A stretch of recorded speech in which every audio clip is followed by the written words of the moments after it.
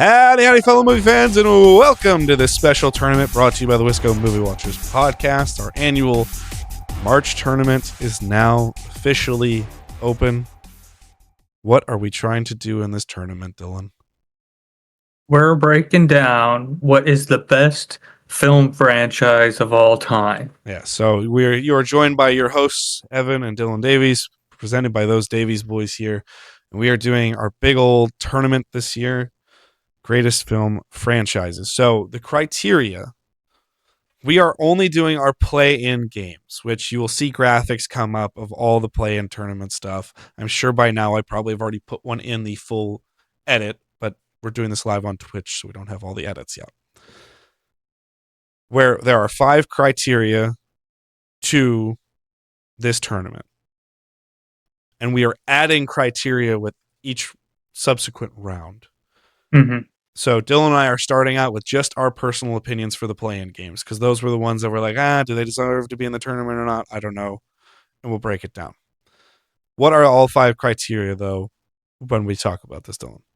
Okay, so we got one is going to be the average score of each film of the Rotten Tomatoes critic score. There's going to be an average of the average Rotten Tomatoes audience score. And that's going to be smashed in one number, correct? That's one question I was going to ask immediately. And then there's also the average letterboxed. So my question was going to be, how many actual rounds are there to the final? To the final is round 6, theoretically. Okay, so I think if it's 6, we should do first round is your score, my score. Well, play-ins are just going to be yours and mine. Correct. The first round, I think, should be yours, mine, plus either critics or audience. I don't know which one. Okay. Which one would you prefer to do on that? Because I would smash them together right away. I just go, and I would say 10 points for the critic, 10 out of 10 for the critic, out of 10 for the audience. So that gets us back to our 20 basis. And then go to, or we can weight it a different way, but we're always trying to get to like a clean 100 score, so to speak. Mm-hmm. And then go to Letterboxd and then do our impact score, which is the last big criteria where Dylan and I are going to be discussing jointly what is the impact of these films. But we're waiting on that because I think it can be somewhat subjective, but it's... I think impact shouldn't go into account until the final 4. Okay. I mean, we can do, because it would be Rotten Tomatoes would be our opening round at the true tournament, and then we can do Letterboxd through 3 and 4, and then we can do impact from round 5 and up. If you want to do that, I'm fine with that. Yeah, sure. Cool. Great. Yeah, and then once we get into Rotten Tomatoes, yeah, it'll be pretty much weighted between percentages. Right. Like yours will be worth 20%, mine will be worth 20%. Rotten Tomatoes will be worth 20%. Yeah. We might have to fudge some math, and we'll say, to make sure it's not just based solely on our opinion, we'll do, like, if you expanded upon it, Rotten Tomatoes might be worth like 50% of the total score versus Dylan and I. Yeah, it'll be equal weight between whatever variants or variables we have. Right. And then it'll get closer. The reason we have those 5 categories, including impact, is it's a very clean 100 score at the end. So that is what we're going to be doing. So we are ready for play-in games. Dylan, are you prepared for this tournament? Yep. What's our first matchup of play-ins? The first play-in game today, first match of the tournament, will be the 90s trilogy of Teenage Mutant Ninja Turtles taking on the 90s / early 2000s trilogy of Austin Powers. Where are you on this one? What are you looking for criteria wise in this round 1? How are you kind of judging your scoring? I think both fondness is pretty much the biggest one. What do I return to is another. Like, what's the sentiment that I feel is the overall sentiment in like just pop culture nowadays? Sure. Because like if you're looking at TMNT in the 90s, I mean, that was like a whole craze. Oh yeah, from the Like 80s and early 90s. Yeah.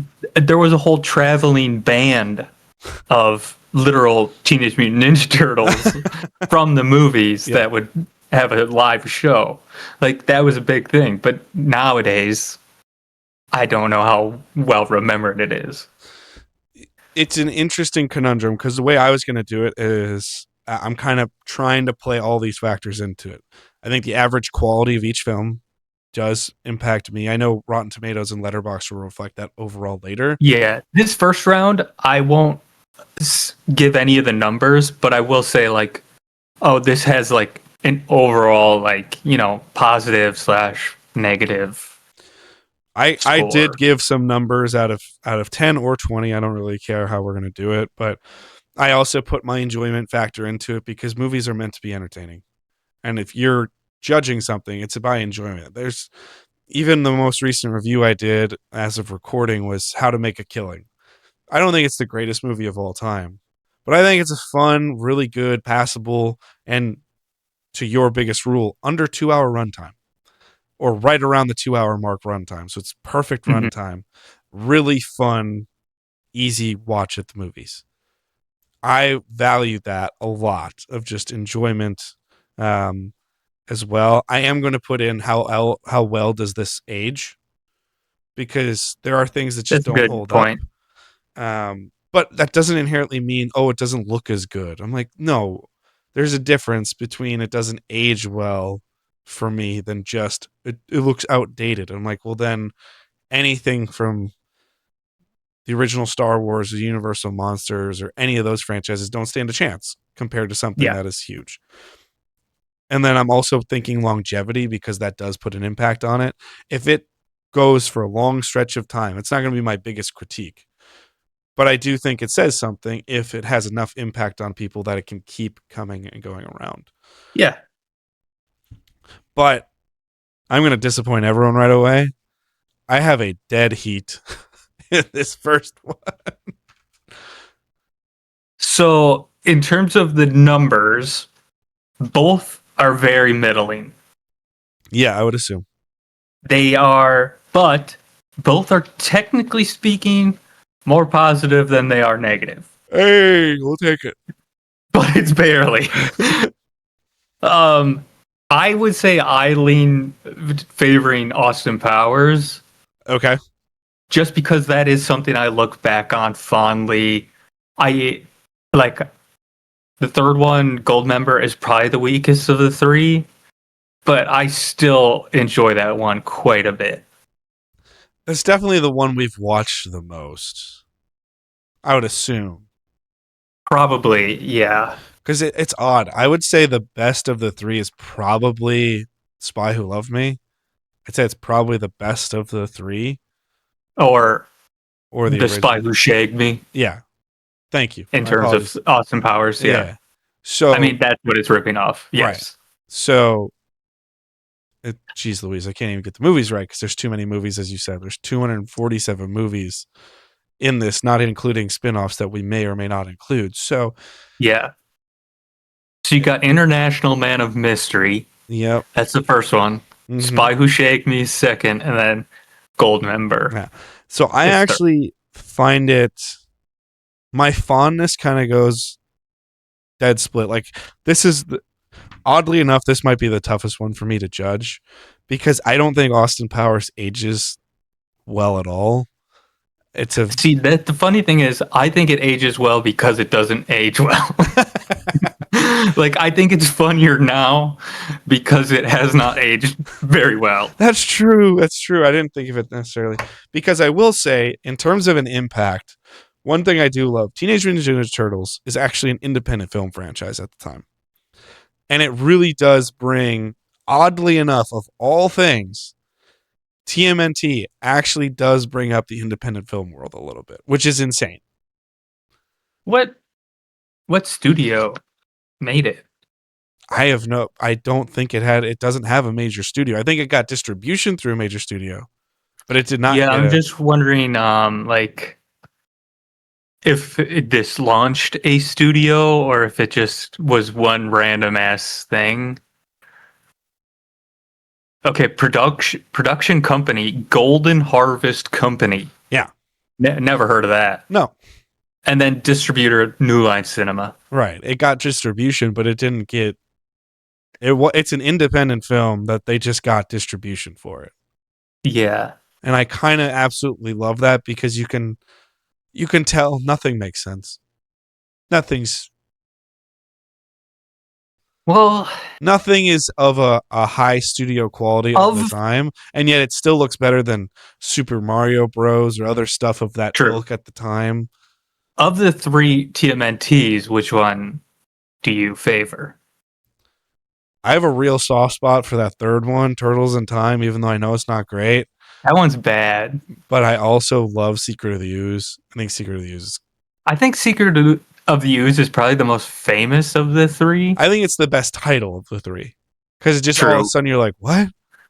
The fuck does Yeah, that mean? that's a title that would probably not go around these days just because Right. how silly it And is. I think oddly, something that they should take into account, because it's not like they're never going to make Ninja Turtle movies again. They're always going to make Ninja Turtle movies, which is a Yeah, they're huge, always they're which is still another making reason them. I'm like, it's got longevity, it's got legs because it's impacted entire generations. But that's also cartoons and Yes. comics and action figures and all kinds of stuff like that. Was the comic book origin of TMNT is dark. It Yeah. is not light bright what you got the Chuck Lorre inspired Chuck Lorre written and produced theme song of the Ninja Turtles from the 80s. It is not that. Well, to that point, yeah, it wasn't even colorful in terms of Yeah, there are no color. it's It's black and black and white and white. then they might add a little red. That's it. Like, Yeah. it is not a light bright, oh, hey, cowabunga dude. Like that's not a thing. Hmm. So, I think it's a nice melding of a little bit of those of that tone where that movie is straight up dark. Like it just looks dark. It is a very 90s dark movie. And yet there is some humor in it too, where the kids can maybe get behind it. But if I actually watched it, I don't know how appropriate those movies are for children. I think they get more child appropriate as it goes further because they get I'd sillier. agree. But that first one and even Secret of the Who's, they are dark looking movies. They are like, holy shit. You can I barely see think anything. I think one of the things about it is I don't think live action is the appropriate medium for Teenage Mutant Ninja Turtles. I'd agree. Like both times they've tried making live action movies of this franchise, they don't really work all that well. I think one works better than the other. Oh, sure. I mean, those Michael Bay produced ones are god awful. They're terrible. I mean, there's still two of them, but yeah. I but I would say overall I do favor Austin Powers more. I can give it to Austin Powers because I will say there's a lot of comedy that because it doesn't age well is funnier now. Mm-hmm. I finally watched One Battle After Another, Sure. which is great, but there's that one scene where what now is considered the R word, where it's used so perfectly. It's fucking hysterical because you're just so not prepared for it in this modern world. So when it hits, you're like, Jesus Christ, and just laugh your ass off. Yeah. And that's kind of like, that's not the humor that Austin Powers is using. It's a really silly, stupid humor. Yes. But I will say it still gets me to laugh. Goldmember, I think it's way too dumb. I think the whole series in general is dumb. I want to make it very clear. I'm not Yes, saying like it is. it's a dumb series, but yeah, I scored it. If I was going out of 10, I went 5.5 versus 5.5 because I do think Turtles actually ages a little bit better because it's just got this weird, unique look to it. But at the I same think I time, I think you make a great point with the comedy. I think, yeah, I would say it's like a 6-4 to me. Okay. Um, that third one really is bad in my opinion. Turtles in Time. It's not great. I Yeah. loved it, but as a kid, but I know it's not great. In terms of the lows of both franchises, TMNT has a lower low. Yeah, that's real. That's fair. So That's fair. All right. that's why I would favor Austin Powers. So moving on, I think we're gonna go Austin Powers here, and I don't know if Austin Powers really wants to come to play, but I don't think it's impossible. Austin Powers is now going to be playing Jurassic Park. And just because TMNT is now out, yes, I will say the scores. okay. So the average critic Well, score we should. Oh, okay, yeah. Okay, go for it. I'm only going to save the ones that are out now. There you The average critic score of the Teenage Mutant Ninja Turtle franchise is 33.66. The audience score is 60.33. Hell yeah, let's go, baby. And the letterboxed average out of 5 is 2.83, which above average. I will say it's above the mean. It's above 2.5, but it's still one of the lowest in the entire tournament in terms of averages.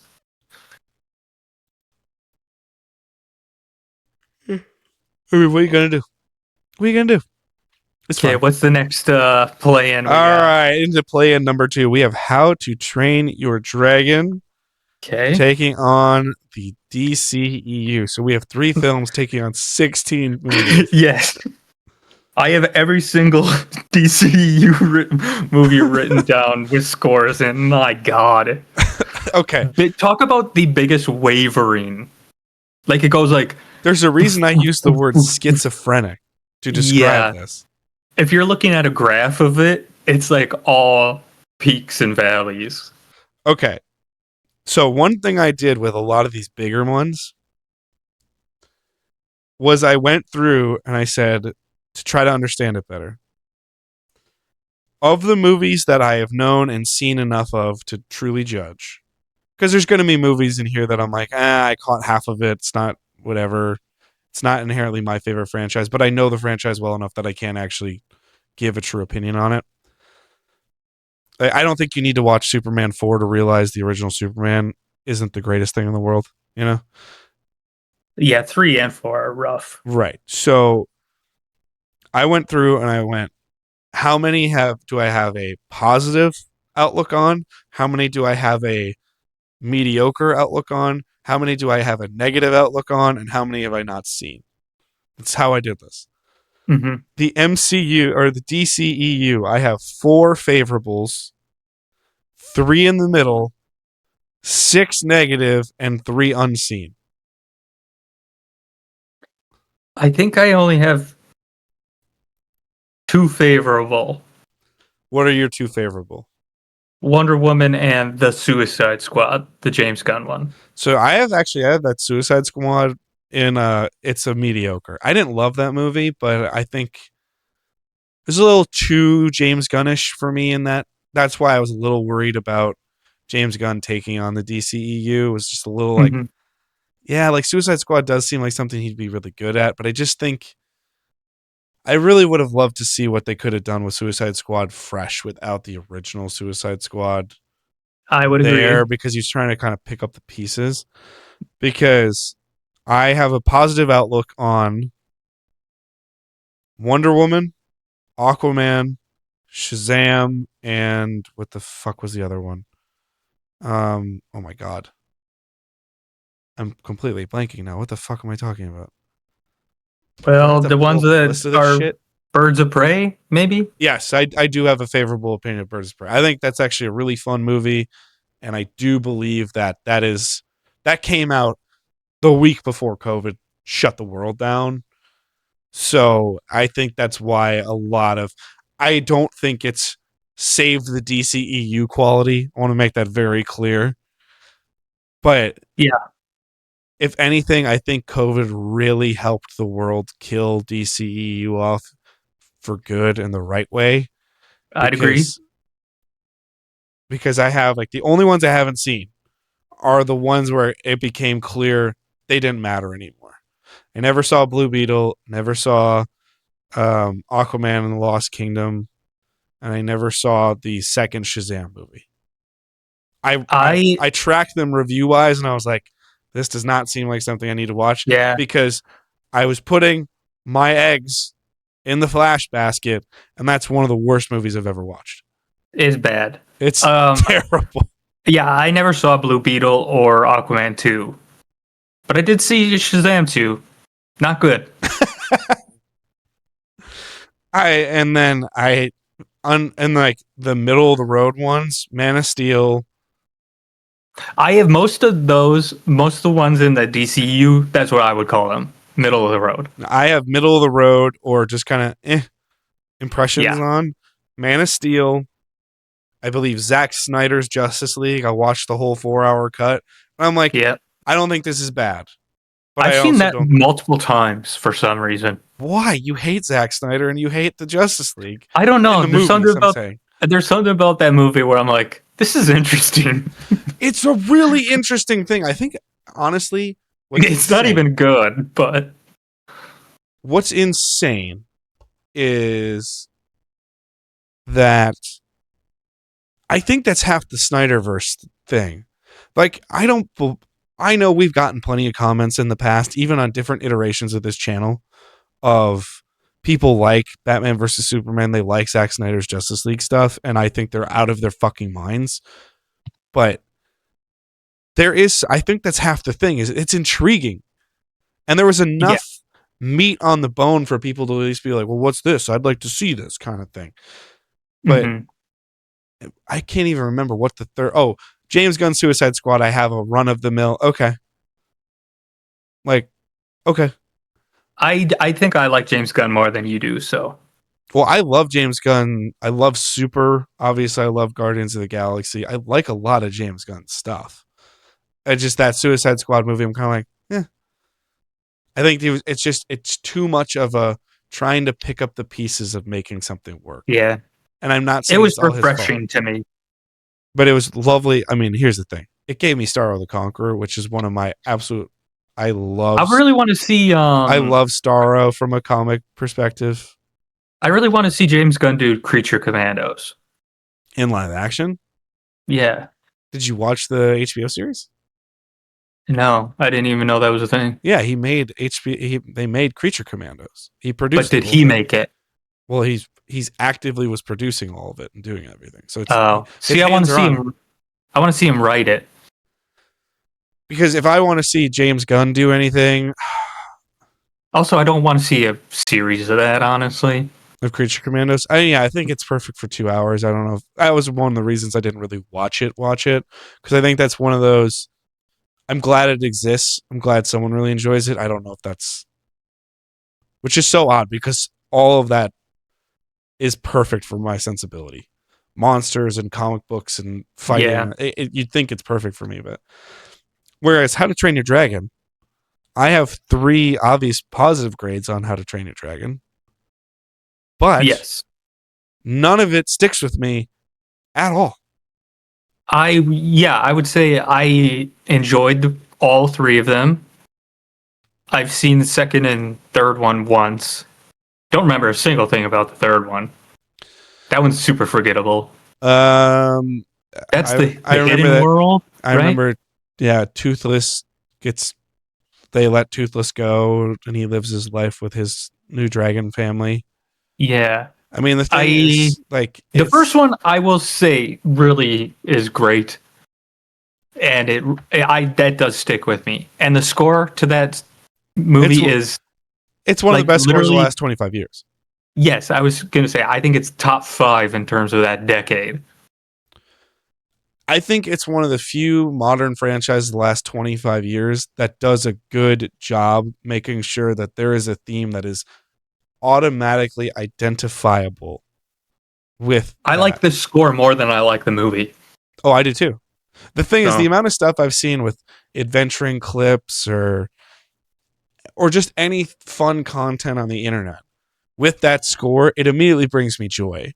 Where I couldn't care less to watch How to Train Your Dragon. And I think they're good movies. I have fond memories. It was one of the field They are trips. very positive in terms of numbers as well. Oh, I know. The thing Like, is, this is like very positive. when I worked on the South Side in Chicago, we took the kids downtown, which made no sense. But we took the kids to downtown Chicago to a theater to go watch How to Train Your Dragon Hidden World. And it was so fun because it was just this weird, why are we in a school bus amongst all these high rises, randomly going to this movie theater that is nowhere near the building to go watch this movie? I don't know. But we're here and we're taking like 3 escalators up to the theater to actually watch it. And I'm actively like trying to pass out popcorn and do all this kind of stuff with the kids. But it was fun and I loved it, but also the second I left that theater, I went, I don't know if I'm ever going to care about How to Train Your Dragon again. Like the memory of that, the fun is all the logistics of it. The fun was not actually the movie. So I will say, I think the live action adaptation kind of soured me more on the franchise as a whole. did you watch it? I watched half of it and then I turned it off. Because I was like, what is the point of this fucking movie?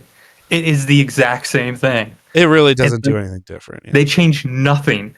So they go so far as to literally cast Gerard Butler in the same exact role he voices. Well, don't get your hopes up because they brought Cate Blanchett to do the exact same thing in the sequel. What is the point? You're looking at studios who are bankrupt creatively right now. And the thing is this, the only thing I will give them, the only thing I like about that is instead of trying to change it up in a negative way, just being like, it's got to be different. They're like, we don't have a better alternative. Let's just bring the people in that we know do a good job with it. Let's just do it that way. And forever, like, it's why when they were doing new animated stuff for all these different properties, why they kept changing voice actors or like, we got to get a bigger name. I'm like, why? Just bring in the people that you know are great to do it. It's true. Like, here's the thing. I don't hate the Chris Pratt Mario, right? But why not just bring in Charles Martinet, who's been the voice of Mario for 20 fucking years? You don't see his face. Let him do it. And then everyone will go, holy shit, that's Mario. Yeah. I mean, so really the question is,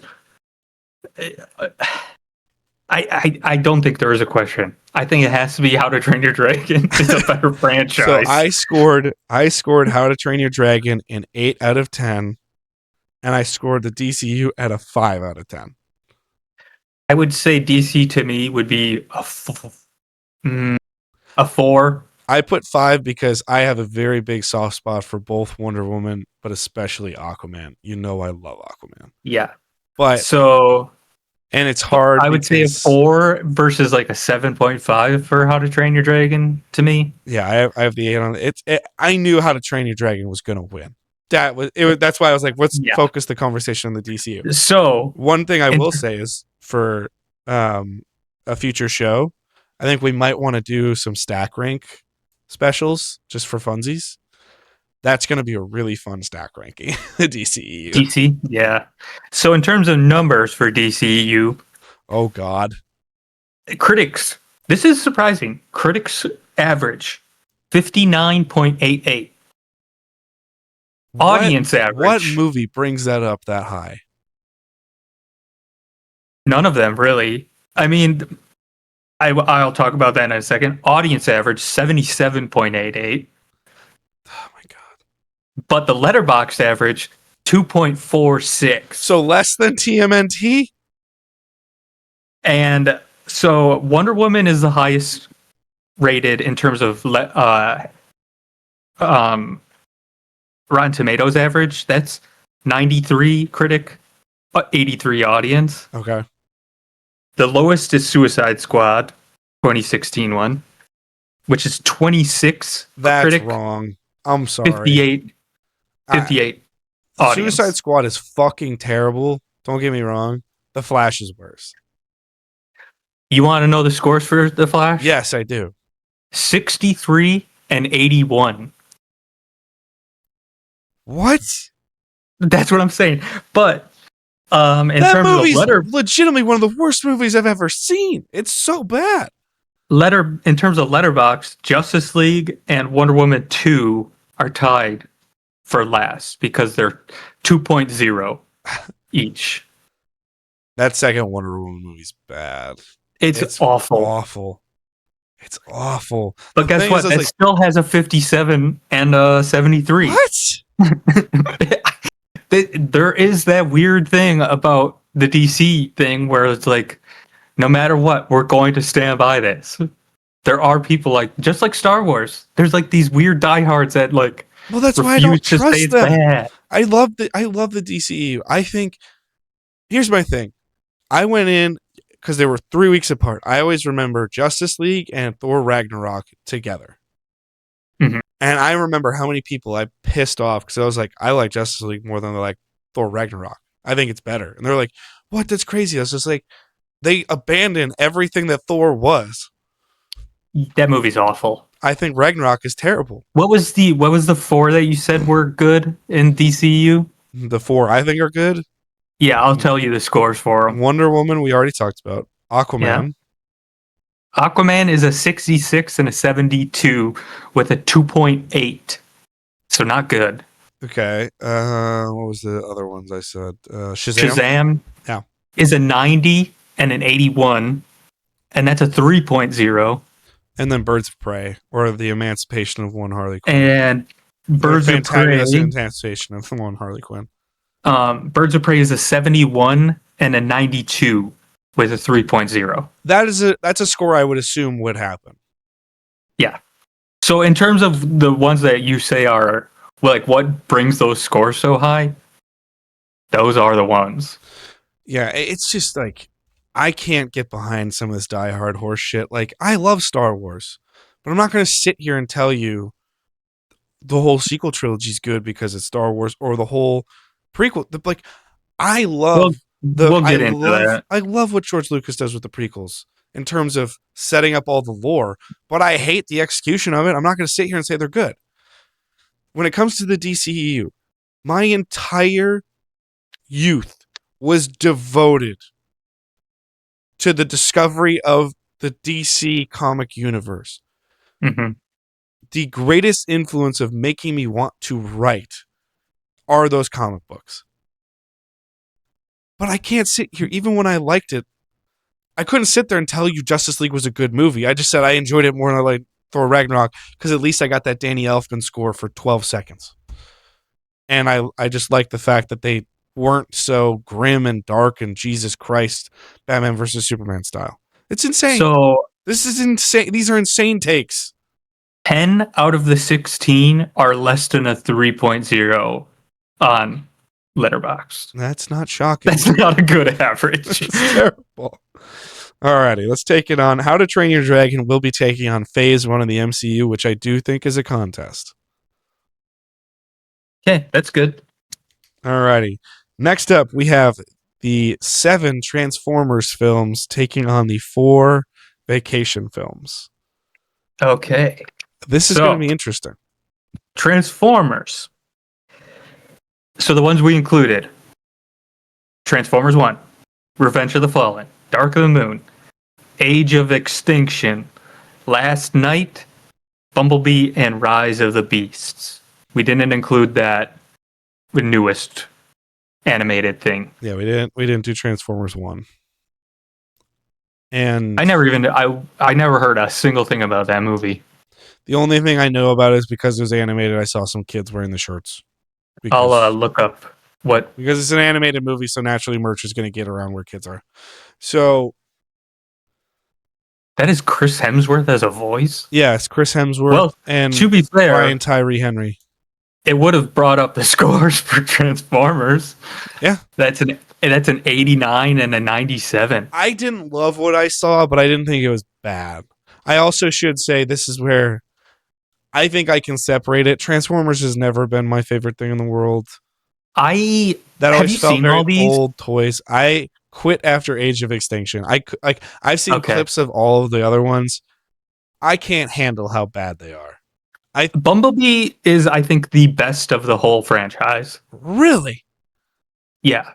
It helps that Haley Steinfeld is like lead, so it's like she's very good. She can carry a movie. Gotcha. Last Night is fucking awful. It's worse than Age of Extinction, I And it's think. even got Anthony Hopkins too. Yeah, but he's phoning it in so hard. He's taking a He's just paycheck. he's doing the Michael Caine where he's like, I never saw the movie, but I saw the house it paid for. Like that's Michael Caine's whole thing about Jaws 4. I love him for that too. That's one of the best Bumblebee's things I've ever heard in my life.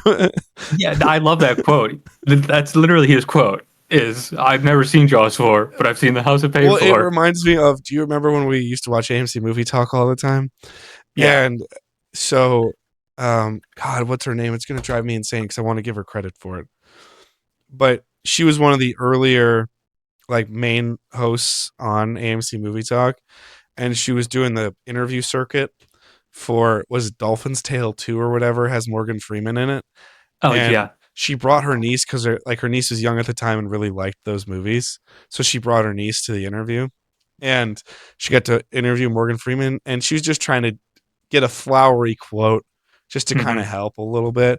She said, "Oh, what really drew you to making this movie?" And Morgan Freeman, not giving a single fuck, just goes, "It's all about the money." He literally just goes, "It's the money." And I'm like, Jesus Christ, man. Like, He's done that quite a few times in his career now. yeah, long Um, gone are the days where I would love to know. That's another thing we should do. I want to write this down as an idea of where is the career point in which you can no longer trust an actor for quality. that's really dependent on the actor. No, I know that, but like we should go through, pick like Yeah. 5 actors at a time and just go, when did they lose the credibility of, oh, Yeah. they're in this movie? That should be interesting. And then Transformers: Rise of the Beasts.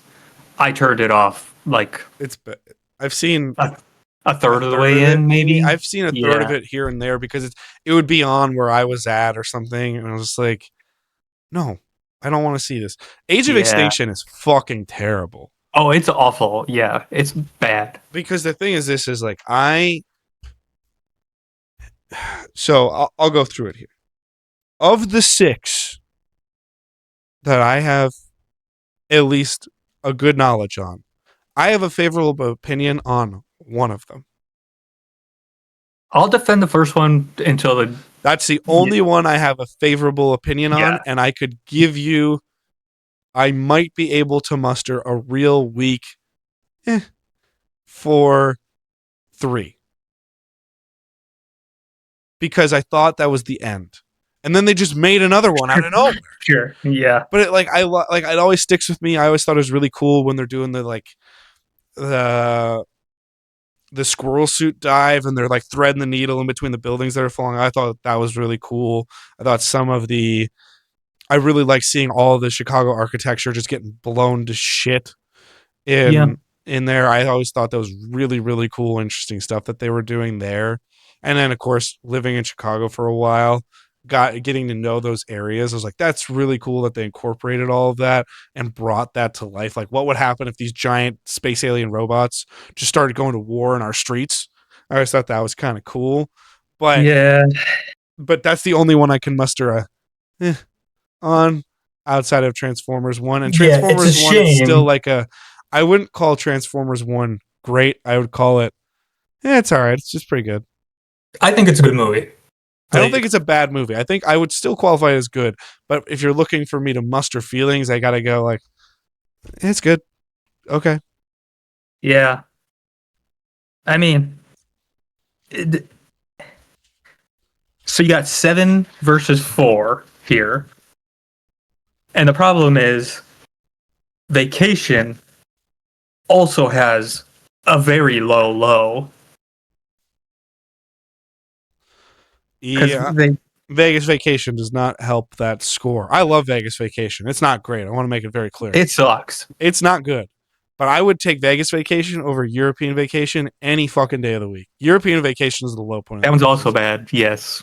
European Vacation is like the only way you watch it now is if you love the other vacation movies, because Mhm. Vegas Vacation is a good bad movie. Where What's funny, I think most people are aware of the first one, yep, and they're aware of A Christmas Vacation. they don't know that the other two exist half the time. If they do, they I know would Vegas. They guess, Europeans never even spoken about. They yeah, did such a good job getting an audience to forget a movie existed. yes, And I don't even think they were trying. yeah. For some reason, the only scene that sticks out to me in the European one is where the daughter's like force fed all that stuff, Pig in and a poke. it's only because that reminds me of a scene in, I think it's the fifth Nightmare on Elm Street movie where the exact same thing happens, except it's played for horror. Ah, And it's like, that's just a gross, ugly movie, yeah. European Vacation. Well, Like, I remember the plot is so dumb where, like, obviously they're all kind of dumb. They're National Lampoons based. yeah, But vacation is so relatable because almost everyone's had that on a vacation where they're like, like when he loses his shit, we're all going to have a damn good time. You're like, I've been there. yeah. I've been I that like the person that first one a freaks lot. out, and I've been the person. I think the first vacation, people do not realize how good that is because it's perfect for that. Also, a young Jane Krakowski's in that movie Yes. as their cousin. That Even though she should have been in Sleepaway Camp instead. correct, correct. Oh, No, she what? did. She played it well. Also, are we eventually gonna have to do worst franchise tournament and put Sleepaway Camp in there, just so we can cover Sleepaway Camp again? No, I'm not about to watch those. Because I'm gonna be honest, sequels. I could put Transformers in that tournament too. And then obviously, if we go back to Vacation, Christmas Vacation is a classic. It's one of the few, like, because even people who love Christmas movies, they have what they like, they have what they don't like. Mhm. Like, there's a pantheon of Christmas movies, but everyone picks and chooses their pantheon. They don't ever go like, that is it, and that is it, and that is it. Some families are elf families, some families are Grinch families, some families are White Christmas, or even old school stuff from back in the day.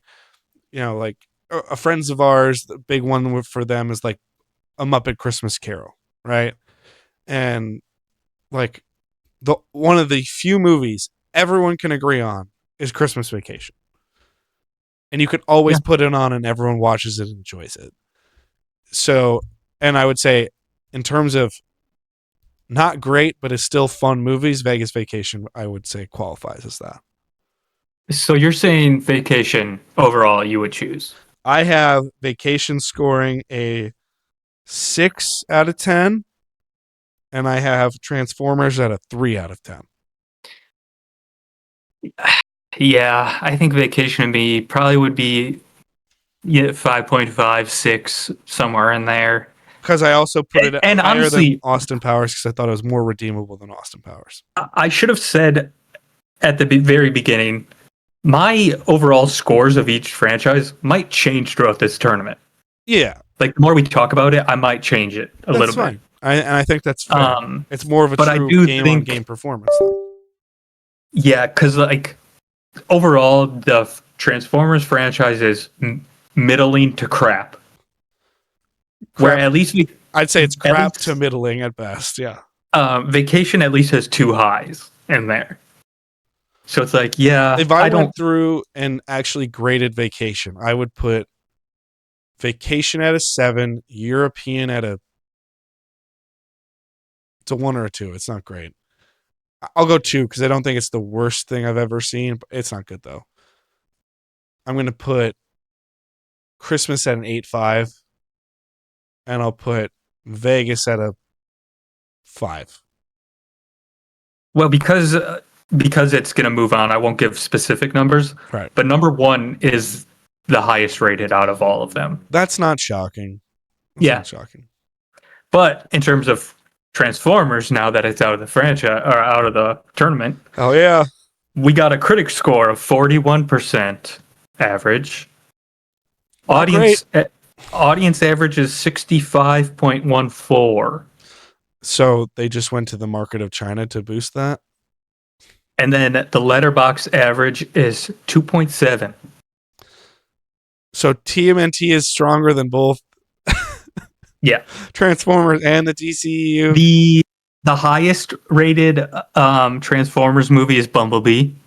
It's got a 91 critic, 75 audience, and 3.2 on Letterboxd. I just think the problem with Bumblebee is it came out at a time when everyone had already lost faith in Transformers, so no one was going to go see 100%. it. Because 100%. I like Haley Steinfeld, and I was legitimately disappointed to see her in that movie. Like Transformers is the franchise that when I see someone gets added to it that I like, I get disappointed because I'm like, I want you to do better. I want better things for you, and I don't like that you're doing this. Yeah, The Last Night, which is the fifth one, is a 16 critic score, 43 audience, and a 2.0. Ugh. Ugh. I will say there are very few movies in the whole tournament that get less than a 2.0. Very, very few. Okay. Positive. So Vacation will now have to pull up the ultimate upset against Toy Story. Good luck. You never know. You never know. You never know. Okay, now we have our last of the first half of the plans. We have the Avatar, currently the trilogy, taking on the 5 Mad Max films. That includes Furiosa. Let me I don't know if I included Furiosa in my If we don't have it, it's fine. I mean, we don't have I'm just saying because we're not talking numbers yet. It will not change my opinion a ton. Mine either. I would it would make it very slightly more favorable. See, the problem is I don't really view any of the original threes with any fondness. I would say I have a similar reaction of Transformers 1 that I do to Mad Max 1, where I'm like, yeah, it's good. Yeah. I really do love Road Warrior. I think Road Warrior is so much fun because it's just insane. And I fucking love that. And it's unapologetic about what it does. Thunderdome, I've only seen pieces of. I know that's definitely the least of them. Oh, yeah. But as everyone who watches the show knows, I'm incredibly high on Fury Road. I think Fury Road, I qualify Fury Road as perfect. So, in terms of the numbers, that is the top one. There's not a question, yeah. And so that's the thing is like Mad Max, I'm looking 3 out of 4 are extremely positive for me. Or two of the 4 are extremely positive. 1 is positive, and 1 I'm like, yeah, haven't seen enough of it to say I hate it, I like it, but it's fine. I think in terms of this battle, I'm just going to side with whatever you go with because I really don't have strong feelings for either of them. So the big thing I have is Avatar is another one of the big, dumb, empty franchises for me. And I know James Cameron actually doesn't do that. I know he has environmental messaging. He has messaging behind his movies. Yeah. But Avatar 1 is so derivative in terms of plot that you can say, oh, it's Fern Gully. It's Dances with Wolves. It's like, it's the exact same story as everything else. It's just in space. And because there's floating islands and blue aliens that look great, we're magically just going to say, because it doesn't even try to pretend to be that different. That's the thing. If it does, oh yeah, because like if you want to break it down, every movie is similar to another movie, every single one. And I'm not trying to dispute that. Having said that, everyone tries to at least do something to differentiate themselves. The first Avatar movie sours me on that franchise so much because it does truly feel that James Cameron went in as someone who can tell great stories with great themes and great ideas behind them, and literally said, as long as we make it look good, they won't care. Hey, it's kind of proven true. I know, and it bothers me because. And the thing is this: Um, I did not go and pay for Way of Water. If I paid for it, I've rented it with Ab because Ab wanted to watch it. I think Way of Water is better, but it's still very much like a all right. And then Fire I and like Way of Ash, Water more. and then Fire and Ash. Like I would say it increases in quality. I don't think they're very far off from each other. I think they're going 5 to 6.5. I do not think it's a high curve up. Fire and Ash, I think visually is extreme. Like they finally start doing different shit that makes me go, "What a fantasy!" As opposed to this is so derivative. It's just aliens with fucking Fern Gully. Where now that they're doing so many different, I think it says more because they have different cultures playing with each other based off of the geography that they're playing in and how much their own geography has warped their society's senses of what they can and cannot do. Yeah, yeah, world building, yeah. That's what I find most intriguing about it now, and where I would start saying I have a very weak but positive sense for Way of Water and Fire and Ash. Where the first one I have such a this is such just a schlock fucking movie that looks great. Yeah. I mean, the only thing that it could have saved Avatar is an impact score. Correct. And it wasn't going to get And that's not even a pop cultural impact score. It's literally filmmaking impact. Well, But other than that, yeah, it's very middle of the road. well, I think to your point of why not even pop culturally, who was crying for another fucking Avatar movie? One person. The guy who made it. No one was sitting here going, "Oh my god, I can't wait for another Avatar. I can't wait to see another Avatar. I want a new Avatar movie." Nobody gave a shit. When Disney was doing their expansion worlds and they're like, "We're doing a whole Avatar world of fucking Pantera," who sat there going like, "Holy shit, Pantera." Everyone went, "Why?" I heard that's pretty cool though. I saying, haven't seen it. the thing is this, I don't think like that's one of the things is I'd love to in the future. I really do like it sucks because now I'm aging out of those theme parks to the point where I'm like, do I really want to be around that? Yes. It's not that I don't like, but I love theme parks, as you know. I want to go visit all of them to give opinions and do some different content, but also I just want to experience them to see what they're like. But yeah, like I've heard it's cool, but I also think there's a ton of stuff in the world that's very cool, but it has zero resonance in terms of actually staying with you. Yeah, So, I mean, I'll just go with Mad Max with you. yeah, But I don't have strong feelings either way. I went 5.5 on Avatar because I think it's so middle of the road, and I went 8 on Mad Max. But I will say Avatar is very consistent. That's the thing I'll give it. Mad Max will be moving on. Give us the consistency then, I guess. Yeah, because the critics' average is 74.33. That's not shocking. But it's only because it gets dragged down by the third one. Because the first one is 81.82. The second one is 76.92.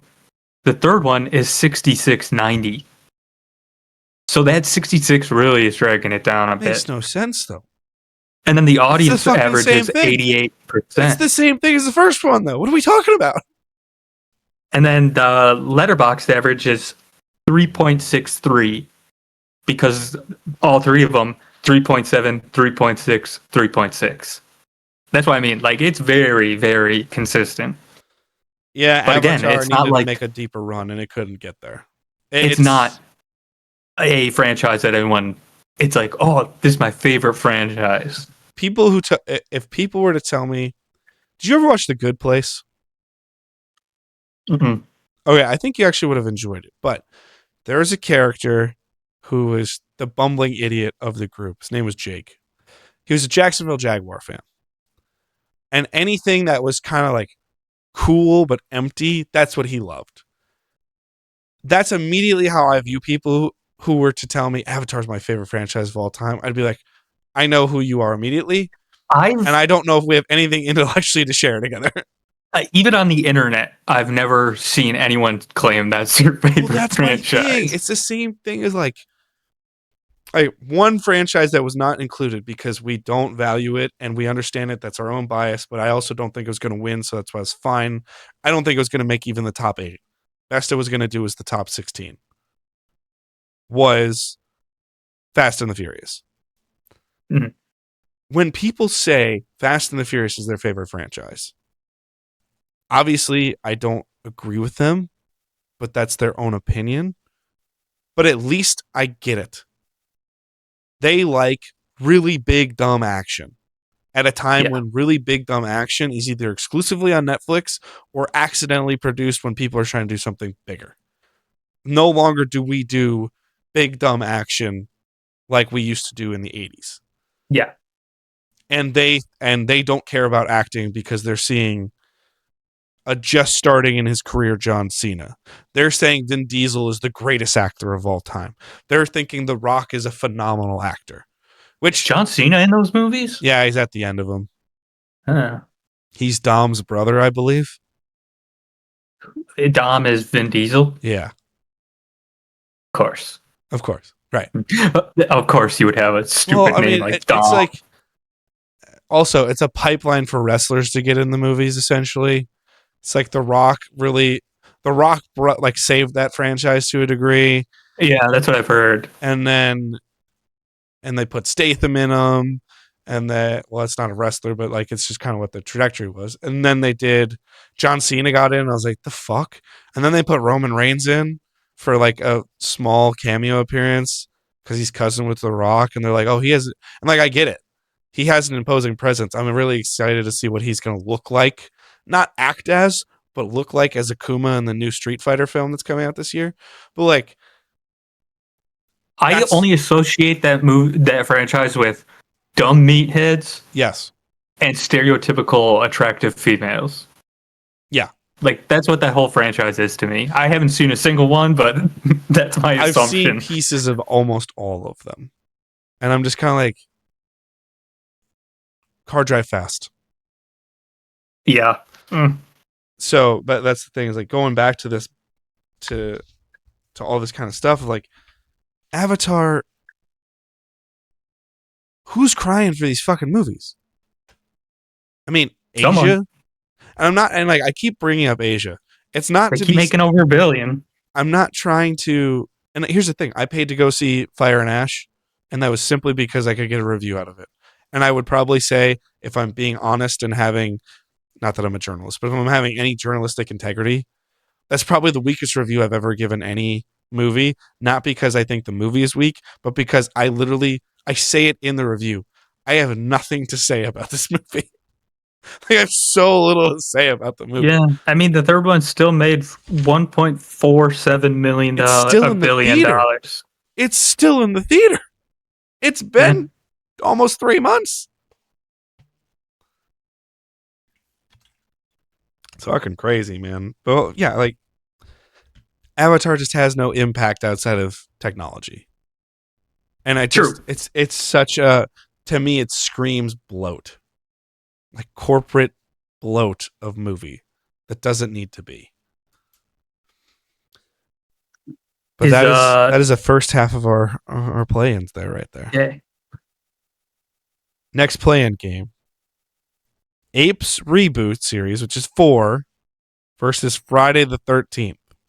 I have a suspicion of where this is going, but I don't know for sure. This is unfortunate for me. You really love Friday the 13th. Because I love Friday the 13th a lot. But I admit it's crap. Like it is undeniably crap. So we're saying there's 11 films in this, including Freddy versus Jason. I do think in terms of like an impact score, Friday the 13th is probably the most interesting because it's both a total ripoff of something else, but also spawns a lot of shit from it. Yeah. No, I think so. It's like you'd have to give it at least a 5 but 5 is still being generous. No, I think what it would be really interesting if we do. I don't know if we're going to do a postmortem on this tournament, but if we do, we should give an impact score to every single franchise because I think honestly, it would be really interesting to see. I think Friday the 13th is more impactful than. This is quick gaze. I'm not looking at anything in a serious manner. I wouldn't be. I don't think it would, but I wouldn't be shocked if it was right around the middle ground of impact score compared to other stuff. I It's would more agree, impactful than a lot of. even though it's literally a blatant ripoff of Halloween. Like Okay. the writer and the director of the first one, full blown just admitted this is a Halloween ripoff, and they did not care. But still, look at all the like summer camp slasher movies that it spawned. Mm-hmm. Even though it's a complete ripoff, so it is interesting. It makes its own subgenre by being a ripoff. I think that's the key. Yeah, but the problem is the Apes movies are undeniably good. I will say this. I did not watch the fourth of this series that came out in 2024. It's pretty good. I just think it's another one of those tack on needless movies. Who asked for this? It's another Bumblebee to me. Why are we doing this? I would agree. And, I mean, it was still a good movie, but right. But it's also, I will say, came in a weird ether zone where had I been in Madison already, I definitely probably would have gone to the theater to see it, to at least do a review or something. But you know, we were still. That was at that end transition phase of Philly to Wisconsin that I just like. The world didn't exist properly. You know, it just like was an ether zone of my life that I don't know if I can ever get a true gauge of what it was like anymore. So again, the Apes movies have more impact on me than the one I'm going to say, but I have a very similar thought process to them that I do How to Train Your Dragon. Where I go, those are really good, but they don't last with me. I just kind of go, oh, they're really good. If someone asks, I'm like, no, they're really good. But I mean, anytime I can see an orangutan on screen, I like it. So that's a plus. And true. The Apes franchise is another incredibly consistent one. Oh, the reboot? Yeah. Yeah. Like they are, in terms of scores, very consistent. Okay, we're talking already. I assume we're both apes here. Yes, I have to say Apes. Okay, let's just do this. I have apes at a 6.5. What do you have? And then I have Friday the 13th at a 4. What would you I would put? say I probably like Apes more than you, so I'd probably give it a 7. Okay. In terms of score, and then, I mean, I'm biased, so I'd say Friday the 13th I'd at least give a 6. Yeah, because I have a 4 on it. Because I understand the impact of it. It's not inherently my cup of tea. One day we might do a watch along of it. Never know. It's very stupid. A lot of them suck. But I still enjoy them. Of both franchises, let's focus Friday the 13th because it's clearly not winning here. Yeah. It made this tournament because it is oddly impactful, even though it's a ripoff, as you stated. I think you could do an entire college course on what happened to this franchise and get a lot of good dialogue out of it. Because you could be like, well, did it even have merit in the first place? Well, you could also break down a lot of like the legal stuff that goes on within a franchise. Yeah. Because eventually it literally doesn't get the right to use its own title. Like at some point, it's still going on. The two people who created it are warring against each other, so like they literally can't use Friday the 13th within its own franchise. They have to start, instead of saying Friday the 13th, they go like Jason Goes to Hell. Yeah. And then there's also like big things about sometimes if you want to make something, you have to get rights from both parties, because you either can use Friday the 13th or you can use Jason, the character. They don't go together because two different people own those separate ideas. It's very interesting franchise But what's the fucking point? What the fuck were they doing? The it's fuck were they doing? because Jason wasn't in the first one. Jason only gets introduced in the second one. Really? Yeah, it's very, very, very weird franchise. That makes no I sense. will say, also consistent, but very badly. Because the best one in terms of numbers is the first one. That gets a 68 critic, 60 audience, and a 3.0 on Okay. Letterboxd. The lowest. Could I imagine this is possibly the lowest entry in all of them? Let me look at. I did write down like overall low and overall best. Okay. I mean, yeah, I would assume this would be on the short list of what So Friday the possible. 13th has both a top 3 low in Rotten Tomatoes and a top 3 low in Letterboxd. Because Part 9, Jason Goes to Hell, is a 1.7 on Letterboxd, which is the second worst in the whole tournament. Oh god. And then Part 8, Jason Takes Manhattan, is an average. It's an average of 18.5, which is the third lowest in Rotten Tomatoes averages. Oh my god. You've seen this entire franchise, yes? Oh yeah, I've seen it multiple times. What is the worst?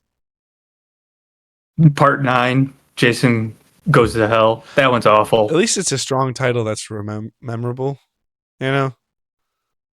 I mean, Jason X is also up there as like really shit. Like there's 2 undeniably bad ones. I think Jason Takes Manhattan is not a top or bottom 3 movie in this tournament. Like that one's fine. Okay. I mean, it's stupid as fuck, but it's so overall, the whole franchise, the critic score is 33.4. The audience average is 44.4, and the Letterboxd average is 2.59. Hey, it was better than the TCEU, I believe, if I recall. Yes, it is. Yeah. Hey, you know? I will say, in terms of averages, DCU probably would have been better off doing a median rather than a mean. Yeah. That probably would have been more representative, but no, whatever. the mean weights everything equally. So the Apes reboot is moving on quickly on the Apes reboot. I think there were movies I started to look forward to when they'd come around, but I wasn't dying for another one. Yeah, I feel the exact same way. I didn't need a fourth one. I still watched it out of curiosity. It was good, but because I also was like, I almost don't know if I need a third one, because the second one I think is the best. I'd agree. And the third one, I'm like, yeah, it's good. It's a solid. It's good. It's not a. I guess it's good. Yeah, I think the third one is the weakest of the original 3. But I mean, they are consistent. Once numbers go into effect, it'll be in its benefit. Here's the problem. It's going up against quite possibly the best number generator in the entire tournament. Which is what? Dark Knight? Lord of the Rings. Okay. Yeah. In this true round, it's Lord of the Rings versus Apes. So Apes at least mathematically can compete. It's not an embarrassing loss if it loses. Yeah.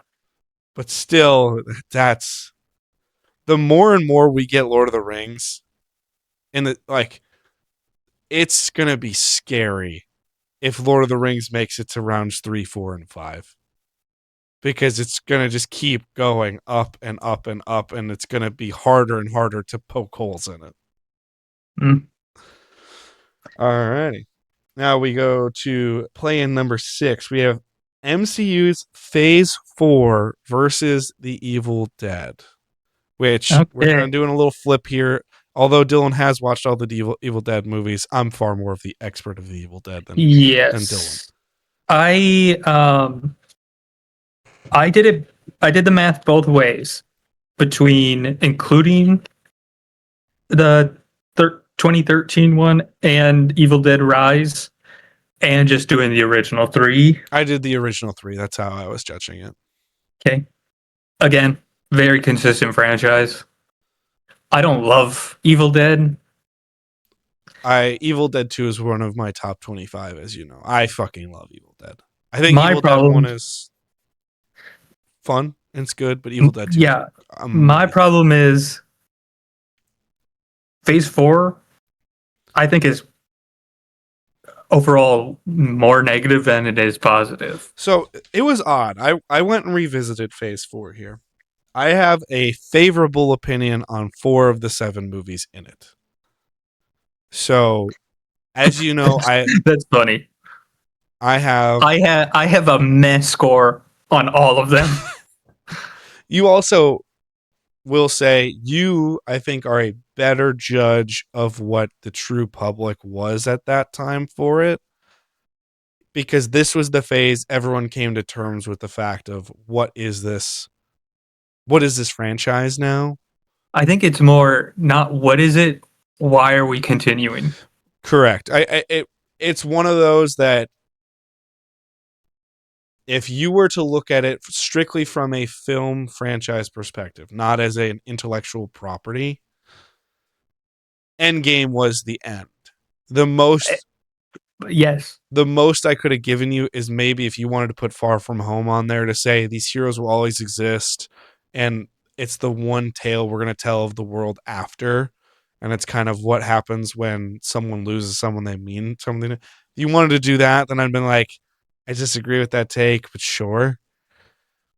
But Phase 4 is, if correct me if I ever get wrong on this, it's Black Widow, Shang-Chi and the Legend of the Ten Rings, Eternals, Spider-Man No Way Home. After that is Doctor Strange and the Multiverse of Madness. Yep. And then we go to Thor, Love and Thunder, and Black Panther, Wakanda Forever. Yes. So I think it comes out with a real, I would steer negatively, but middle of the road Black Widow movie with some terrible CGI in Yes. certain points. But I think is saved because I think all 4 principal actors are fun and enjoyable. So Yeah, I would give Black Widow like a 2.5 out of 5. again, I think it's very middle of the road. I think Florence Pugh is the most enjoyable part of that by far. And Shang-Chi, I would also give like a 3 out of As you 5. know, I have an enormous soft spot for Shang-Chi. Yes. It's in my top 25. I fucking love Shang-Chi. Eternals, Eternals, I'd say less than average. If I recall correctly, did I get... Okay, so I'm going favorably. I had Shang-Chi, I obviously think favorably of. Spider-Man No Way Home, I think favorably of. Doctor Strange and Multiverse of Madness, I think favorably of. And I believe I gave a favorable, not strongly, but a favorable to Eternals. I think Eternals is unrightfully shit on due to expectation and return of the MCU and what Marvel tried to do with it. If you just watch Eternals as an uninformed member of the public, I think you can go in that movie and be like, yeah, it's good, and just walk away and never think about it again. But I think you can go, yeah, it's good. I think the expectations of what the MCU was and the way Marvel was like, this is the epic of the Marvel universe. And you're like, oh shit, like I thought we already had that. Okay. And it was going to be this giant, big, world building, world changing event. And then it just was. Yeah. I mean, the thing about Phase 4 is it's it goes against it simply because it exists in my mind, which is unfortunate. But at the same time, when you build up to something and have a quote unquote end, Yeah. it does beg the question of why are we still doing it?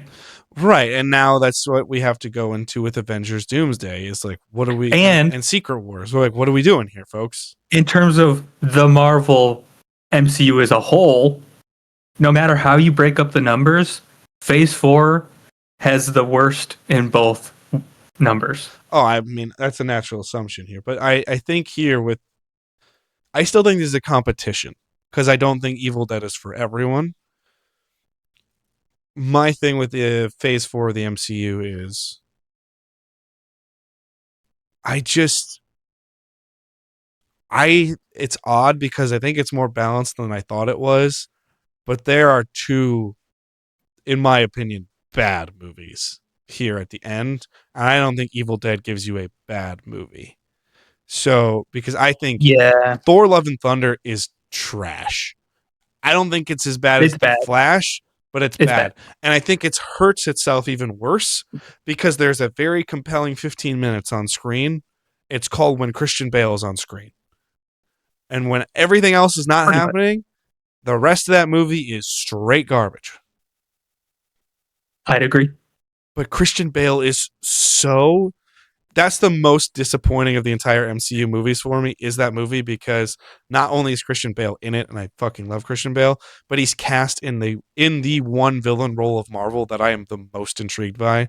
Gore the God Butcher is such a cool run of the comic books and is such a really really cool imposing villain for Thor that makes you think Thor could actually lose. Hmm. And then to just not? What are we doing? What the fuck are we doing here?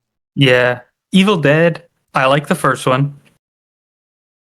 I am aware of why everyone loves the second one. I don't. I just am not a horror comedy person that much. I love Evil Dead 2, as you know. And then Army of Darkness, I don't like very much either. But I I still I love it, but it's not as good as the other two. there's a lot more artistry that I like in that franchise than I do The MCU. Phase 4. Yeah. Especially because Phase 4 feels more It feels tired. It feels very tired. tired and paint by the numbers. Like, Well, that's why I think Shang-Chi stands out to me because they do a really good job of putting in more cultural stuff.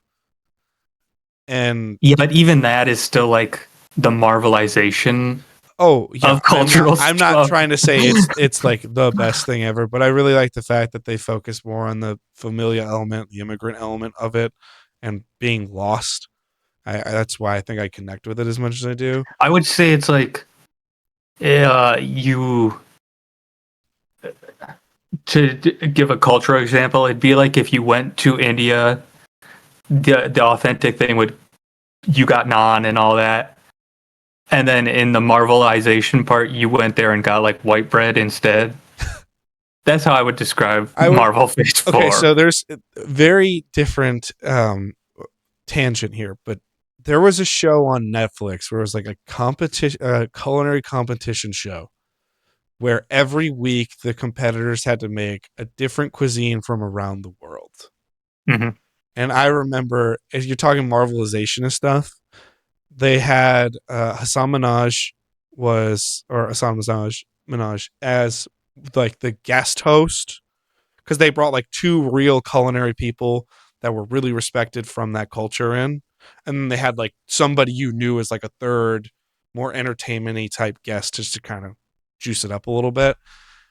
And the dish you had to make for India was butter chicken. And like, here's the thing: I fucking love butter chicken, but Mhm. it's not the most authentic Indian dish there is. It's not It's even like a also chicken tikka masala. arguably arguably the most bland of all the Indian And it's dishes. the most white of all the Indian dishes as Yeah. well. So it like I just remember Ab losing her shit. She's like, "This is what we're making from India, butter chicken." And I was like, "Well, it's butter chicken. It's great." She's like, "I'm not saying it's not great. I like butter chicken too, but this is an Indian cuisine. This is the whitest version of Indian cuisine you could make." And I was like, "Yeah, I get it." And it's one of those where I can understand if you're like, yeah, you're still getting the butter chicken version of the MCU kind of thing. Where I'm like, yeah, it's there. Of the Phase 4 movies, which one is the most favorable to you? To It'd Doctor have to be No Strange Way Home. or No Way Home? You didn't even. And I I thought you might like no, Multiverse of Madness just because it's very I Sam did Raimi esque. I dislike that movie. Oh, you didn't like the slapstick of the Sam Raimi stuff? Yeah. That's what It I just think it does well. my mind.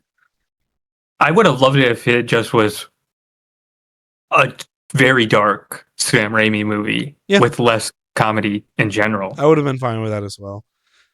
I There are parts that I like yeah. because it does get pretty dark at times. Oh shit! I didn't grade this. I will I'm gonna give. I go. would go Evil Dead 5, Phase 4, 3.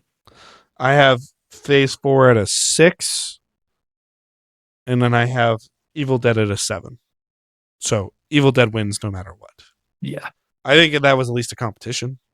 So in terms of numbers, the worst in terms of numbers in the whole Marvel franchise on Rotten Tomatoes is Eternals. If you break down the average. What? And the worst in letterbox scores is Thor 4. Because it's true. Yes, it has a 2.3 on letterbox, which is the lowest of any Marvel movie so far. And then Eternals was a 47, critic 77 audience, Okay. which it has to be said, that's still pretty high considering it's the worst. Yeah. Well, repeat that last one though. What were the numbers on that again? 47 and 77. 77% of the audience that went and reviewed it had a positive. Eternals. Oh, of Eternals. Okay. I thought you said Love and Thunder. I was like, what? Oh, Love and Thunder, the scores are 63 and 76. Those people are insane. They shouldn't have opinions anymore. And that's saying 63% of critics gave it a 3 out of 5 or higher, which that does not track to me at all. That's another good one for a show. What movies make you lose faith in critics, and what movies make you respect critics? But also, out of all the Marvel movies, MCU the highest, specifically, you mean? Yeah. yes, the highest score out of every single one is Spider-Man No Way Home. It's a 93 critic, 97 audience. What? And let me take a quick No look Way here. Home is good, but it's not like crazy good. It's not Infinity War. It's not Civil War. It's not. Yeah, it's not the It's not highest. Black Panther. It's not the highest letterboxed score. It's tied for third. So it still is like really highly rated in terms of Marvel. I mean, it's certainly no Winter Soldier. It's certainly no Civil War. It's not Black Panther. It's not Infinity War. It's not Endgame. There are 5 movies right there that are already better than that. I mean, yeah, I don't get it. But I will say I think one of the best things you've ever said on any show was how that movie is made specifically for an audience to where they put pauses in dialogue, so audiences can cheer. And the second I rewatched it afterwards, I went, "Oh my god, there's so many. Hey guys, clap for us. Hey guys, cheer for us here moments." And it's bad. It's bad on that. That's why I say it's very, very mediocre. I think it's good, but I don't think it's great. All right, so penultimate play-in one because Evil Dead is moving on out of that one. Evil Dead is, ironically enough, taking on Spider-Man again in the Raimi versus Raimi. Yeah, Raimi versus, and it's a true Raimi versus Raimi battle with all 3 of each. Alrighty, we're gonna see who's gonna play James Bond with the Terminator going up against the Mummy. Okay, Terminator. Why don't you lead us off with your love? Okay, here's the problem. The Mummy, the first one, is amazing. The second one is pretty bad. I still love it. But it's a pretty bad movie. And the third one is not good in any way. I can't defend the third one. Are you talking about Jet Li as the Mummy Emperor isn't amazing? Yes. You got Jet Li, and then you recast Rachel Weisz. Like, not a good decision. A recipe for disaster. And you also have Brendan Fraser at, like, arguably the lowest of his career. Well, it was arguably the lowest of his career because it was right after he was getting, like, blacklisted essentially, Yes, well, he did get blacklisted. and he was only given. Talk about a conspiracy. I think that's another great show idea is like movie conspiracies.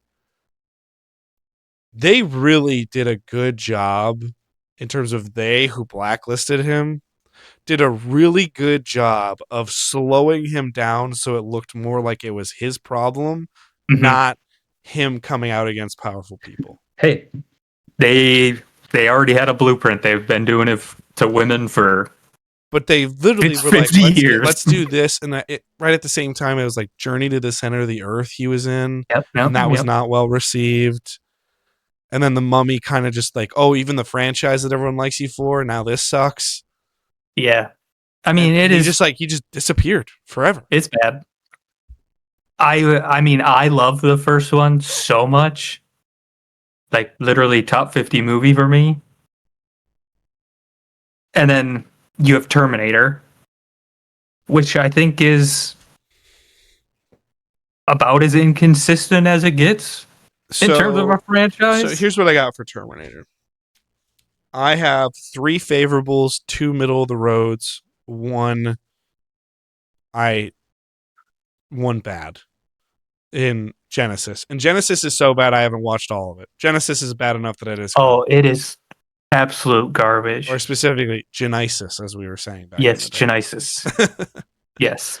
So Or as I call it, Terminator Jenny Smith. For some reason, that just seems to fit. So the big thing for Terminator here I have is, without question, top 5 or at least top 10, because we are getting better sequels nowadays for the most part on a rather consistent basis. Whether they're as good as some of the other sequels that were good in the past is to be seen. Terminator I'd say, 2, yeah, a lot more mediocre. Terminator 2, I think we've mastered how to not have a complete shit sequel, Yeah. but I don't think we've mastered how to make a better than sequel. So, without question, Judgment Day is a top 5 or top 10 sequel of all time. It's Terminator 2 is an amazing movie. Yeah, it is. Terminator 1 is a really good movie. Very simple, straightforward, small film. Mhm. I actually do have favorable opinions on what the fuck is the 4th one called? It's the Christian Bale one. Salvation. Yes. I like Salvation, but it's because I like Christian Bale. I also think that movie is unrightfully shit on. Everyone's like, it's terrible. I'm like, it's not terrible. It ain't great. But It's very mediocre. that's the thing. But it's one of those that I can say it's a mediocre movie that I like at least. I don't hate Rise of the Machines, but Rise of the Machines is not good. That's where I would That's go. the only one I have not seen. I was getting into Terminator and I watched it and I was like, it's not bad. It's not good. But it's not the worst. That's how I would describe most of the Terminator franchise. It's not bad, but it's not great. And Dark Fate, I would say I have a very much like middle of the road. We've lost all of our ideas. Talk about bland. Oh yeah. Oh yeah. Well, the Terminator's black now. So that's all that They matters. kind of did that with RoboCop too. No, it wasn't one of the Terminators was Asian, wasn't it? Well, no, I'm not talking about racially. I'm talking about like they actually made the exoskeleton or the endoskeleton of the Okay. Terminator was black, not the actual actor that was a Oh Terminator no. was black. In Dark Fate, he was Mexican, I think. Yeah, he's Hispanic. Yeah. And like Mackenzie Davis is just so like Yeah. straight down the middle, serviceable. I've liked her. There's a series on HBO from like 7 years ago now. It's called Station 11 that I think she does a good job in. I've heard of that. Yes. I like Station 11. It's pretty good. That's another actor that's just like I don't have anything really positive to say, but I also have nothing negative to say about her. exactly. She's one of those actresses that when she pops up, if she has a little bit role out of nowhere, I'm like, oh, hey, Mackenzie Davis. But I don't have any like, oh my God, Mackenzie Davis is in this, or vice She's the versa. I don't. she's the new Brittany Snow. I don't know about that because Mackenzie Davis has at least done some projects here. Brittany Snow has been strictly one kind of project, and that's about it. They're both mediocre Yes, blondes. and so that's the thing is like they bring back Linda Hamilton. She's a bitch again. She's cool. Yep. Like Sarah Connor just being a badass is cool, but she's also kind of insufferable. And I don't like that character. I don't know how I feel about Sarah Connor because I will say after we reviewed T2, I was like, I don't know how much I like this character. I would argue she's straight up unlikable most of the time. That's a possibility. So there's that. Obviously, you get your obligatory. We got to get Arnold in the movie somehow, even though Arnold isn't like important to this franchise anymore. Even though the whole charisma of the entire fucking franchise is Arnold. Yep. You're trying to move past it. This is tougher than I think because I don't think the Mummy has the bad taste in the mouth. And I know that's insane because there's two legitimately bad movies in the Mummy. But the Mummy kind of came and went, and by the third one, everyone's like, "Why are we doing this?" Well, what I would say is the Mummy, in its favor, does not take itself serious, whereas Terminator does. Oh yeah, like everything is so serious in Terminator. There's no like lightness to that franchise. No, and that's where I don't think this is a layup for Terminator. I'm assuming score-wise, obviously Terminator takes by straight score, which know and I do not. Not by much. Not by much. So, but I'm at least contemplating it because I don't have the same affection for the Mummy that you do. It's grown on me, but I also haven't watched it in at least a decade plus. First one's amazing. We're gonna have to do a watch along of the Mummy. Fourth best to Indiana Jones. That's what I always say. So it is something that I could at least consider. I'm gonna give the nod to Terminator. I got Terminator at a 6.5, and I have the Mummy at a 6 because I will say the longer Terminator goes on, even if the movies are just meh, or even if they were good, not like great, but like good, I still just have that classic, what are we doing here? Like, why are we doing this still? Yeah. Terminator gets the win. But in protest. It's only because the Mummy, the first one, I would give an 8 out of 10. But the third one, I'd give maybe a 2 out of 10. Like, it's that bad. So also, where's the Scorpion King on that then? You know? Like, do you want to add the Scorpion King? That's another very meh whatever. Scorpion King? Yeah. Yeah, but I think sadly, if you would have incorporated it, I think that would have been the second best of all the movies. Good question. I'll look it up. Because it's probably very close to the second one in terms of numbers. I know, but the second one is like the second one becomes a joke where the Scorpion King is just a very straightforward action movie where they're like, all right, hero, action, let's do it. No. Actually, Scorpion King is closer to the third one than the second one. Really? In terms of numbers, I'm not saying it's great, but I view the Scorpion King as a real meh. Just a real so do I. Straightforward meh. Now that the Mummy is out, I will say the numbers are not looking good. Average critic score is 40.66. Average audience is 56. That's tough. 2.97 is the average. And I'll tell you, it's because the third one, the scores are a 13 critic, a 30 audience, and a 2.2. So there's a reason it gets dragged down so low. How are you feeling? They're going to make a fourth one, apparently. Got announced. I just wish it would just leave it. What? That's how I feel about all franchises, though. I know. I'm like, just we don't need it. Can we get you in the theater for it? That's the Probably big question. not. Not even for the Mummy.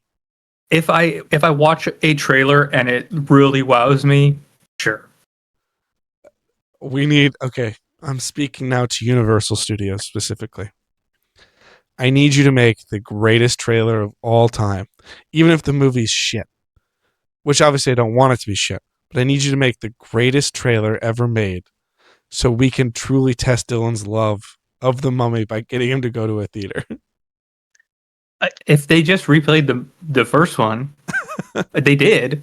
I still didn't go to it in the theaters. Yeah, but this is a new experience. That's what I'm saying. Yeah, You know. So I mean, you're considering going to Disclosure Day. considering I heavy word there. I know, but considering is a lot closer than no for you. True. All right, so Terminator takes over the Mummy. Want to? When do we got to start these Twitch watch longs? When do you want to start these? By the way, got to give the people what they want. You know. All righty, our final play-in round, which thankfully I think we're getting through the dregs here, which I think is good. Yeah, yeah. We have Rocky taking on The Conjuring, which I think are incredibly similar because they all ride off of one good movie at the front. I think that's pretty fair. And I want to make it very clear. They are both in equal standing for me because I've watched the first one. I know parts of all the other ones, but I have watched the first one. I've seen all the Rockies. Can't remember a single thing about the fifth one though. I read the description and it sounds terrible. It's the worst one. I know that, and that's the reason I don't remember anything about it. And The Conjuring, which again, should we include the whole universe? We did the MCU, but that's kind of because it's broken into phases. It's up to you. I will say, I haven't watched any of them, so I want in to. terms of numbers, it's very favorable if you don't include the rest. Okay. Because the rest really drag it down. Well, I think the reason I'm saying no is The Nun and Annabelle have both been turned into their own things, similar to Creed, where I said no Creed for Rocky because Rocky's its own thing, Creed is now its own thing. The only thing I think about The Conjuring, though, is they are being made at the same time as all the sequels. Sure. Because it goes Conjuring 1, then Annabelle, then 2, then Annabelle 2, then The Nun, then Annabelle 3, then Conjuring 3, The Nun 2, Conjuring 4. Jesus like, they are being Christ. made all at the same time. It's up Whereas to you. Creed is like, pretty much a legacy sequel. Yeah. What do you how do you feel? Do you want to include them or not? I don't care either way. I haven't seen any of them. I honestly don't think it matters because I think Rocky has to take it. I was going to argue the exact opposite, actually. Yeah, but you've only seen the first Rocky. Yeah, but I've actually seen more bits of the rest of Rocky as compared to The Conjuring. I think Rocky is a wildly overrated movie. I think it's a fine, good movie. I don't think it's this. The fact that became a cultural thing is insane to me. I would agree with that. Because I'm not someone who immediately goes and watches an old movie and immediately goes, I don't get it. Like, I can watch New Hope and compare it to other stuff and go, I fucking get it. I can watch indie, or I can watch even stuff from the 30s and the 40s and the 50s.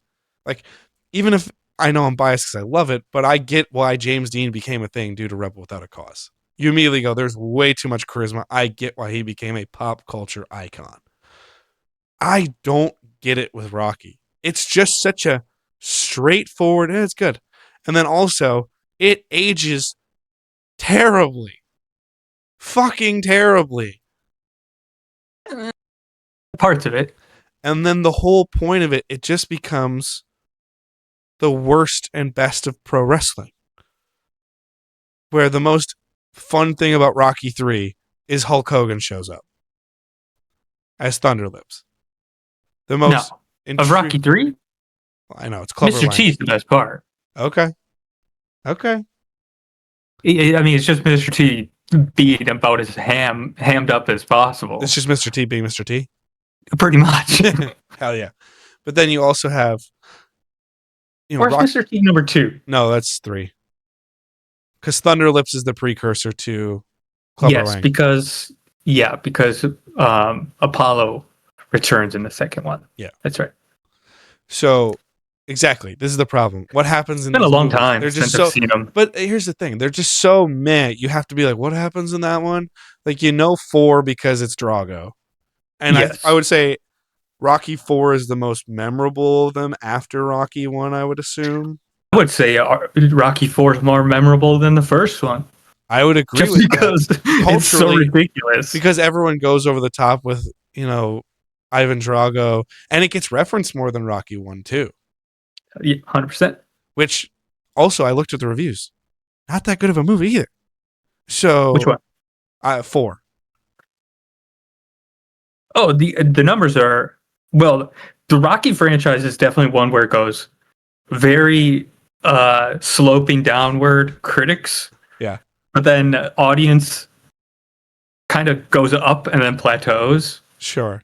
So it's consistent, but it also is like they get more into that classic. It becomes, I get why I wouldn't consider the first Rocky a sports movie. I'd consider arguable, yeah. I would consider it a drama that has sports as a center of it.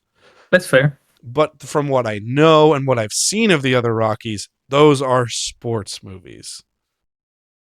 I think my problem with The Conjuring, though,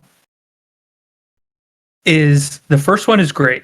Yeah. I would actually describe it as a great movie. It's great. I know. The second, third, and fourth are bland, is what I would describe them as. But are they bad?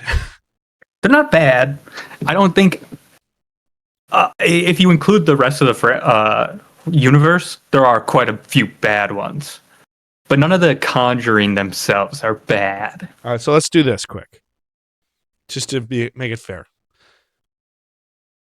Rocky 1 versus Conjuring 1, which is better? I mean, it's very hard to compare those two movies. I know, but I would say probably Rocky in my mind. Okay, because I would say The Conjuring. But I also just enjoyed it a lot more. Rocky 2, Conjuring 2. They're about equal, honestly. Conjuring 3 or Rocky 3? Again, they're very similar. That's what I'm saying. Like, where it's just like very, very diminishing returns most of the time. Conjuring 4 versus Rocky 4. Is it the same story? I like Rocky 4 more because how ridiculous it is. That's fair. But then you also have Rocky 5, which is shit. So that really drags it down. And what about Rocky Balboa? It's fine. It's fine. It's fine. Okay. Most people do have a pretty good score for that, I would say. Because I was reading I was even reading the plot for Rocky 5 last night, and I just went, this movie sounds fucking terrible. Why would anyone want to watch this? There's like a robot butler. It jumps the shark in terms of Rocky. What? Yeah, it's stupid. But then they get kicked out because, first of all, Rocky's an idiot. I want to make that very clear. Rocky is an idiot. Yes. Oh yeah, he is a dumbass. I mean, in the first one, he's literally just beating people up because he's pretty much like he's just a thug. Yeah, he's a thug. But you already had a falling out and like not even a pseudo getting on good terms with Paulie again. Why is Paulie your manager? And also, even if he's your boy, why is he managing your money? Because I read Paulie is another dumbass. like he gets tricked into a power of attorney thing, and you're like, what are we doing? Adrian should just be Rocky's brain, really. Yeah, but she's too meek and timid to do that. Exactly, shit. That's the problem. God. Here's the thing. I know I still gave a I also will say Rocky. Go ahead. In terms of franchises, The Conjuring pisses me off a lot more because I know the real story And it's of like nowhere. the Warrens are like literal terrible people. Oh yeah. Like Ed Warren had like pretty much like a teenage like romance with this young girl, and she was like almost like a house servant for him, and Lorraine Warren just had let it happen. Like they are bad people. Yeah. And then they show them in this franchise as like very good Christian, like morally upstanding people. And I'm like, this is gross. So Yeah. that does impact my view of it as well. But are they as Also, they're dumb? complete hucksters. Are they as dumb as Rocky? In terms of characters, no, they're actually very smart That's what, characters because they know how to profit off people. that's what I'm saying. So I want to finish a thought and then I'll give my analysis again. In watching Rocky 1, I gave it a positive, it's a good movie. But the more I think about it, the less I like it. Because everyone is a fucking idiot in that movie. No one is smart in that movie whatsoever except Adrian, and she doesn't have the backbone to do anything about it. Fair. And I get it, it's a product of its time. Hey, Apollo Creed's fun. He's fun, but also I like the fact that Apollo's not smart enough to realize something bad could happen here.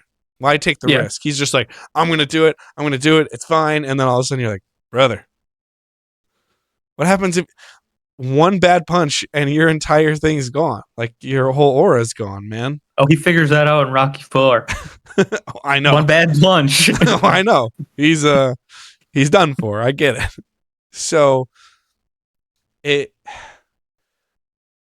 just don't like Rocky. I just don't like Rocky. That's fine. I mean, but I will say Rocky has more of an impact. Rocky has stood more of the test of time. I said I was going to be fair about that.